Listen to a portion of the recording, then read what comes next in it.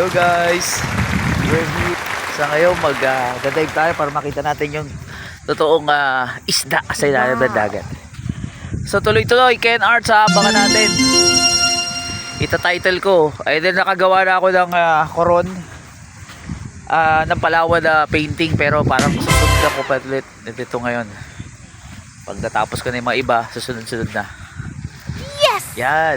Magda-dive tayo, subukan natin. Makita natin yung totoong isda sa ilalim ng dagat. Woo!